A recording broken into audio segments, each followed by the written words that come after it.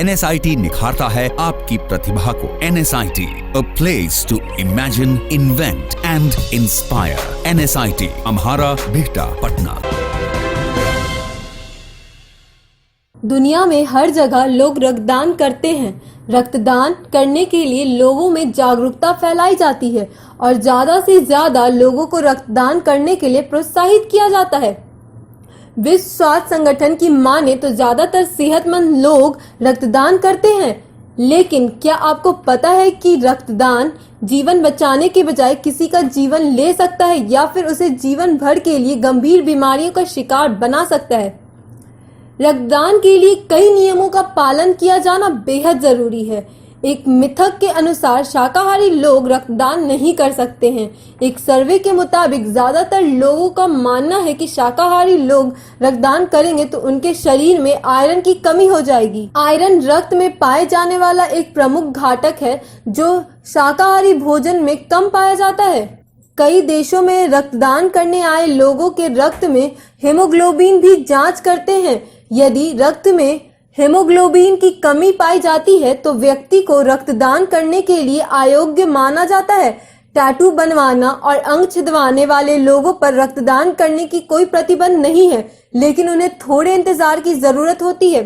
WHO की guidelines के मुताबिक रक्तदान के लिए टैटू बनवाने के बाद 6 घंटे और किसी पेशेवर से अंग छिदवाने के बाद 12 घंटे का इंतजार जरूरी है। इसके अलावा दांत के डॉक्टर के फीस आने के बाद 24 घंटे का इंतजार करना जरूरी है।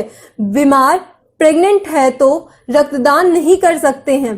जो लोग HIV, AIDS virus, hepatitis, syphilis, तपेदिक के लिए सकारात्मक पाए जाते हैं वो भी रक्तदान नहीं कर सकते हैं।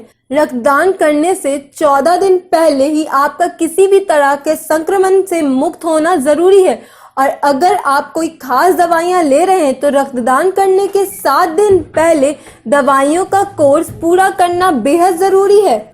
अगर आप प्रेग्नेंट हैं, स्तनपान करा या हाल ही में अबॉर्शन कराया है तो आपको रक्तदान करने से पहले आयरन चेक कराने के लिए कुछ समय इंतजार करने की आवश्यकता होगी।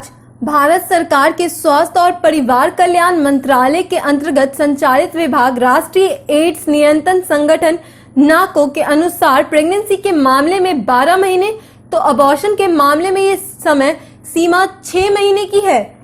मासिक धर्म भी रक्तदान करने में किसी तरह का कोई बाधा पैदा नहीं करते हैं।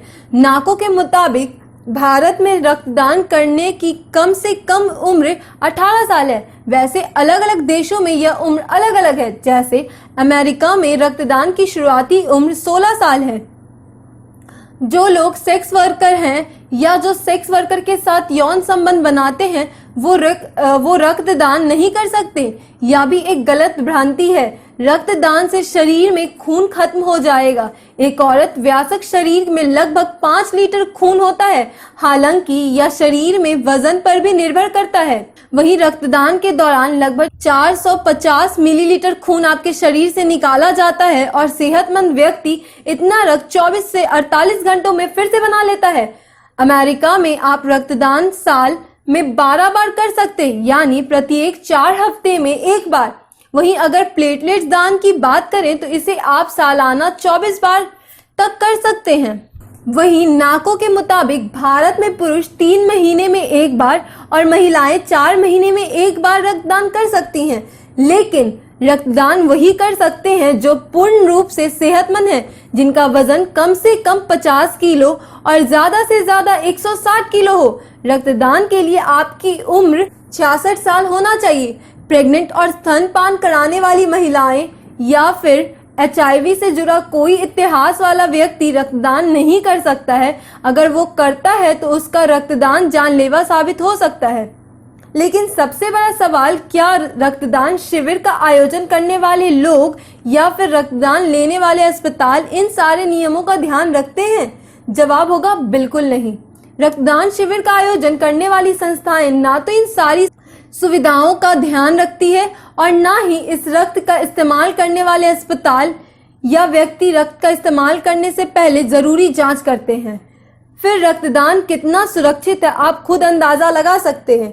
अगर आपने इन नियमों की अनदेखी की तो आपका रक्त किसी को जीवन दान देने के बजाय उसकी मौत या फिर उसकी बीमारी और भयावह बनाने की वजह बन सकती है। क्या आप जानते हैं कि घर बैठे आप अपनी स्वास्थ्य समस्याओं का सलूशन पा सकते हैं सॉफ्ट केयर मोबाइल ऐप के द्वारा। अधिक जानकारी के लिए आप संपर्क कर सकते हैं। हमारे फोन नंबर्स हैं 9472981111, 9472982222।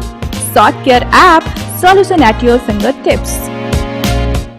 यहाँ पड़ती है भविष्य की मजबूत नींव। हम मिलकर बनाते हैं बेहतर कल। गोपाल नारायण सिंह यूनिवर्सिटी, आपके बेहतर कल के लिए।